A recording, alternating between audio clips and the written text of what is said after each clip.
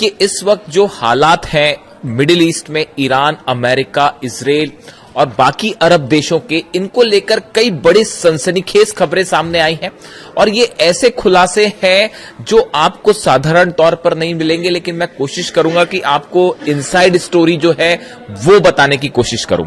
देखिए, एक बड़ी खबर आई है जो कि अमेरिका की तरफ से आई है, अमेरिका के सोर्सेज से आई है और बताया ये जा रहा है कि अमेरिका और इजराइल ने एक प्लान तैयार किया है जिसके तहत यह तय किया गया है कि नवंबर तक, यानी जो अगला भी महीना आएगा, आगे इसी साल नवंबर आएगा, तब तक ईरान के ऊपर कोई बड़ी स्ट्राइक ना की जाए, गजा में कोई बड़ा ऑपरेशन ना किया जाए और लेबनान में हिजबुल्लाह के खिलाफ भी कोई बड़ा ऑपरेशन ना किया जाए। अब सवाल यह है कि नवंबर क्यों तय हुआ है? क्योंकि दोनों जगह मिड टर्म पोल्स हैं, अमेरिका में भी और इजराइल में तो चुनाव है, इलेक्शन है।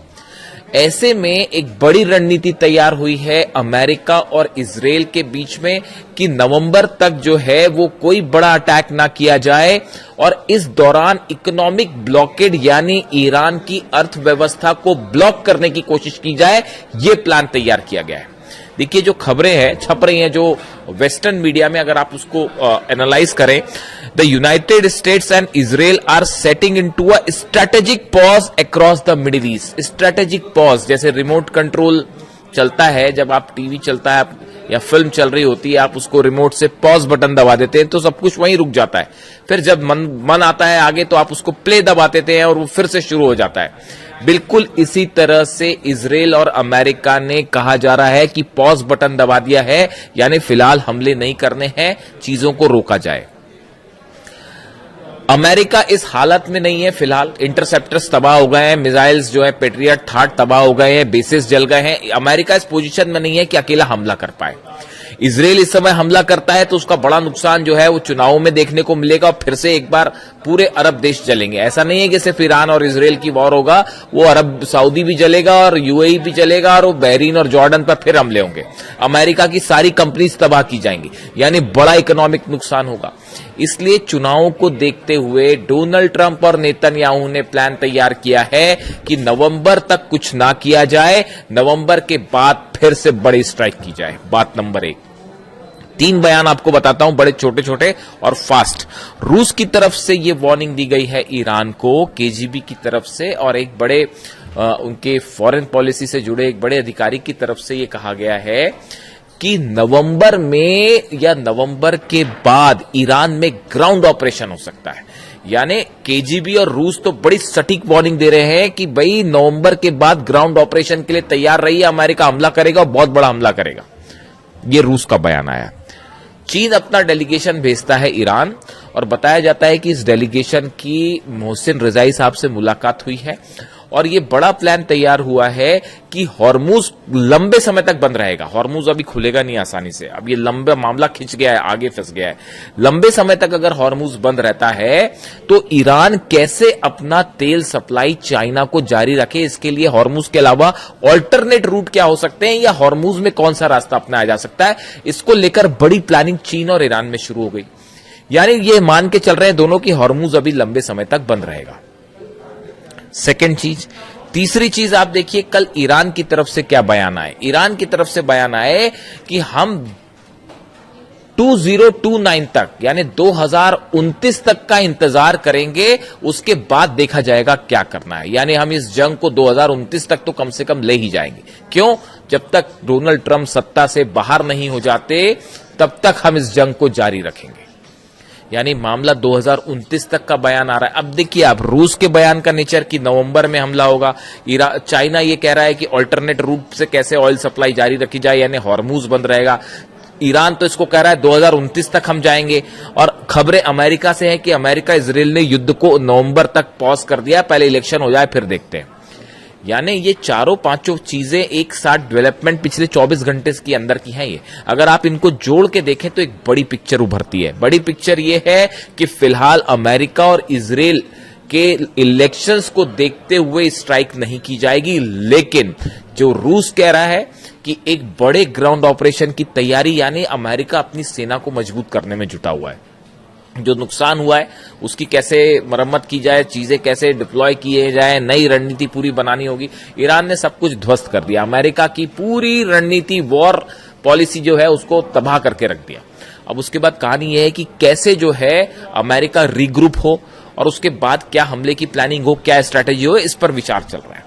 लेकिन इसके साथ एक और बड़ी अहम खबर है।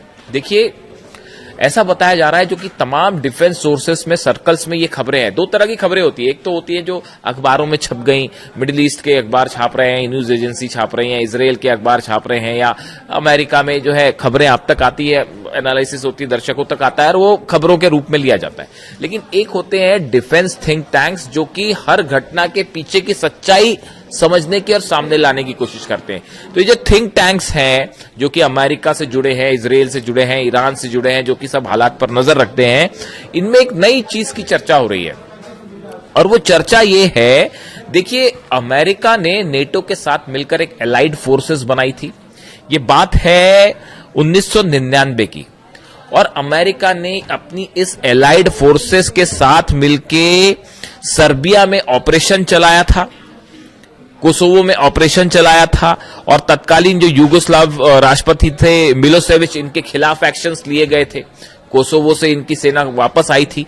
उस समय जो एलाइड फोर्सेस बनाई गई थी, देखिए, आप इसका थोड़ा सा जिक्र करना जरूरी है क्योंकि ईरान वॉर से जुड़ रहा है मामला।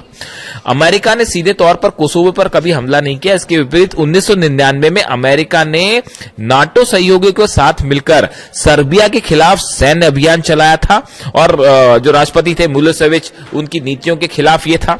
कोसोवो में अमेरिका और नाटो के सहयोगी के द्वारा चलाया गया ऑपरेशन एलाइड फोर्स इसका नाम रखा गया था। 24 मार्च 1999 से 10 जून 1999 तक चला। 78 दिनों का यह बड़ा सैन्य हवाई हमला था। यह अभियान यूगोस्लाविया के राष्ट्रपति स्लोबोदान मिलोसेविच की सर्बियाई सेना द्वारा कोसोवो में जो वो जिस तरह से उन्होंने कब्जा करने की कोशिश किया है, वहां पर जो अपना प्रभाव जमाने की कोशिश कर रहे थे, इसके खिलाफ यह ऑपरेशन था। 78 दिनों के हमलों के बाद यूगोस्लाविया ने घुटने टेके अपनी सेना को कोसोवो से वापस हटा लिया, यूगोस्लाविया ने, और उसके बाद फिर वो अंतर्राष्ट्रीय शांति बल वहां पर पहुंच गया।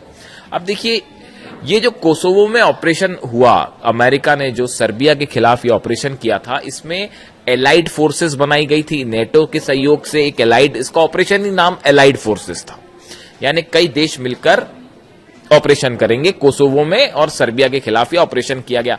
उसके भी 3 स्टेज थे।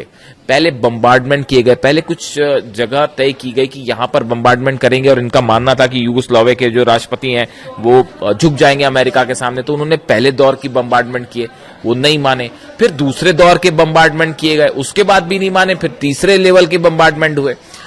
अब हो ये रहा है, बड़े सारे एक्सपर्ट से बताते हैं कि ये जो कोसोवो प्लान था अमेरिका का, जो 1999 में किया गया, एलाइड फोर्सेस बनाई गई, बिल्कुल यही प्लान जो है वो अब ईरान के लिए तैयार किया जा रहा है।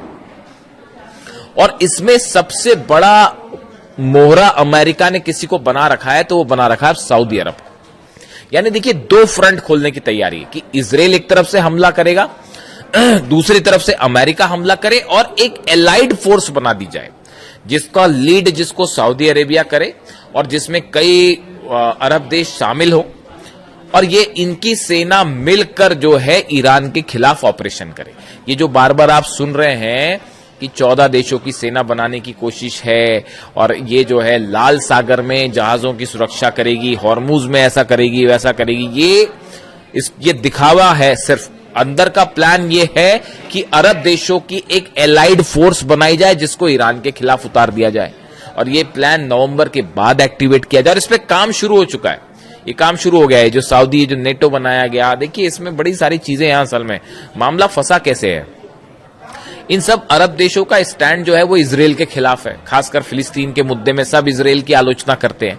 तो मामला यहां बिगड़ जाता है कि अगर इजराइल इनके साथ आ जाए, जो कि आएगा नहीं कभी, कोई भी मुस्लिम देश जो है वो इजराइल को अपने साथ लाने को तैयार नहीं होगा, तो ऐसे हालात में एक तो इजराइल का विरोध, यहां पर मामला जो है वो फंस जा रहा है। दूसरी चीज आप देखिए, ईरान जो है, ईरान की तरफ से जो रिटेलिएशन है, जब ईरान पर आप हमला करेंगे, कोई एलाइड फोर्स मान लो बन भी जाती है, कुवैत की, जॉर्डन की और इजिप्ट सब शामिल होकर मान लीजिए एक एलाइड फोर्स बन भी गई, तो उसके बाद भी क्या वो हमले की हिम्मत कर पाएंगे ईरान से? और अगर कर भी दिया तो उसके बाद ईरान की तरफ से जब पलटवार होगा, क्या अरब देश उसको सह पाएंगे? जो कवर था अमेरिका का वो तो ब्लोन अप है, खत्म हो गया। वो जो डिफेंस मिसाइल वाला जो प्रोग्राम था वो खत्म हो गया। तो अब अरब देश अपनी रक्षा कैसे करें, सबसे बड़ा सवाल ये है।